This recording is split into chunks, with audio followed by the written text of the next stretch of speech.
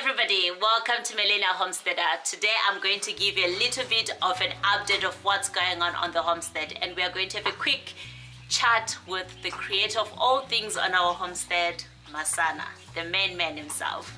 Let's go.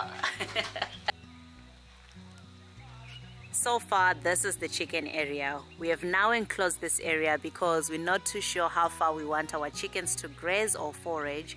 So for now, we're going to close them in there. Masana has actually put up a gate. He's made a gate, which we're going to put up soon before the chickens arrive in a few days. I've put some flowers on the outside here so that it actually looks nice when you look at it from outside, because this is what we are going to be calling the chicken homestead. This is the coop that Masana was working on in the other video. I'll link it up so you can see the amount of work he actually did to put up this chicken coop, because every pallet was put up by hand, every plank. So it was definitely a lot of work. As you can see there, we are painting it black because, well, black looks nice. So these coops have been divided. This is the first one where we are going to keep maybe our egg chickens. We have not put the roosting poles yet, but this is what it's looking like in the inside, and we'll put some grass there. We'll probably do a dip litter system so that, you know, we have a lot of manure. And the other door for this coop is on this side. This is what it looks like. There's the fence so the chickens don't go out.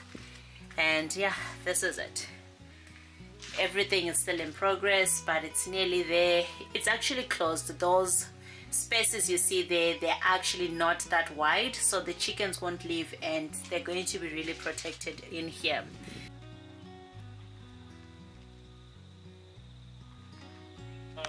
So you can see there is actually a lot of progress happening. And yeah, and Masana is here now.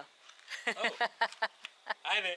Maybe you should give us the tour of what's going on and give us a quick update of the chicken area. Okay, cool. Yeah. All right, so let me show you. Show us. So, what's been happening here, or what we plan to do here, is make this into our rabbit area. Yeah. Right? So this is already, you know, the coop that we already made, and then that one there, they're gonna stay the same. What needs to happen still here is, it's just, you know, mostly painting, as you can see.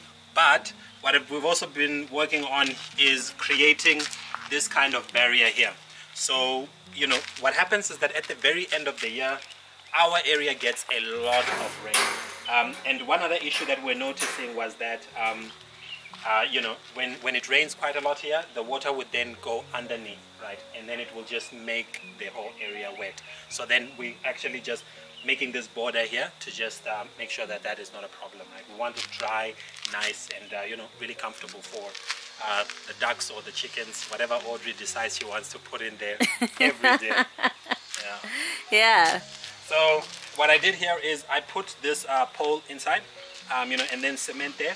So we're just gonna let that set in. But what's gonna happen is that this is where the door will be. So we'll open in and then go into this enclosure. And the whole thing will be covered in chicken mesh, right? So it's gonna be covered in chicken mesh in the front, and then it's gonna be covered at the top as well. So how the coop is going to work is that half of it will be completely covered, and then the other half will mostly be like, it'll be open. So even though it'll be protected, it will be open. So this first part here will just be mesh at the top as well, and then the other part is going to be covered with you know, the corrugated iron, and then we're going to close the back as well. So the rabbits will have a nice, you know, sheltered place, but then they can also come out here and then, you know, have a place, you know. So there'll also be lots of air for them, and then, you know, be warm and really be nice for them, hopefully. Okay. Yeah. Okay, are you going to do anything with that? So this coop here. Yeah. So with this one, I'm just planning to paint it, just make it look really nice. For now, we really, you know, we'll leave it as it is. What I really wanted to do though was to cover it entirely with corrugated iron, but you know, I don't think it's worth, you know, having that cost as of yet. We had also planned to make a door on the other side, but then it looks like we're just gonna revert, you know, we're gonna not do that. So it's just gonna be one huge you know, coop, and then we're just gonna close it up, paint it, make it look really nice. And then it's just gonna be a nice place for, what is it gonna be here? Quail. You said. Yeah, so we'll see. Hopefully the quail like it. Okay, what have you been up to today? Okay, so what I have been up to today is actually, you know, we're planning to do pavement on this area here. So what I need now is to get, you know, a lot of bricks. So yeah, what we're using is half bricks. So these just, you know, they're a lot more affordable. So these are clay bricks, you know, so it's usually the ones that are like broken or mostly, you know, discarded. So a whole, you know, I think a pallet of them is like just 399 rands. So they are very affordable. So yeah, the plan is gonna, you know, get some sand, put it all over in this area here, and then, you know, put the bricks on top, and then just, you know, compact it, and then just make it really nice. And then it's gonna be a really nice, you know, place for the car to drive and for also us, you know, to navigate, because again, when it rains here, it rains very heavily, and then it just gets very muddy here. But also we're planning to use these bricks as well to make a bunch of our pathways and just, you know, make the place look really nice. Yeah. So, yeah, I've just been unloading the bricks now. So yeah, I'm actually almost done. So this is what I was doing, right? It was a whole pallet, so I'm just left with a few bricks. But look at the ones at the bottom. They're almost, you know, complete bricks. They look nice. Yeah, they do look nice.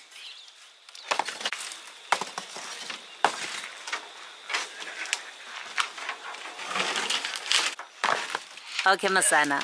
So what is the one thing that you've been finding difficult to do on the homestead? So homesteading and, you know, working full-time, I think is very hard to do. Yeah. Yeah. So, you know, because at work there's expectations that you know, you perform and you do that very well, but then that takes a lot of your time. And then you also have to do work on the homestead, which is another very big commitment of time. So I think those two things are very difficult to juggle. Okay, so what would you advise? We've been getting a lot of this question from a lot of people, from young people like us or anyone that is really working. What would you advise? I would say quit your job and just go do. No, I'm joking. No, I would not recommend that you quit your job. That would be one of the first things I would do. But then I think the thing that really helps is, you know, I think there are two things that are very effective. One is minimizing the debt. So, you know, your debt is really what keeps you having to work, right? Obviously, you know, so you've got a place that you have to pay, cars and all these other things. So obviously you start feeling the pressure. Like, I mean, you have to go work and bring in income. So if you have less debt, or no debt. You know, or no debt, it's actually the best, right? That's why we really always encourage people to look at tribal land, right? Because with tribal land, they can actually afford it, you know, they can just pay it up front and basically own it, right? Yeah. And then, so that's why, you know, we're all about that. The other thing as well is increasing, you know, obviously your income, right?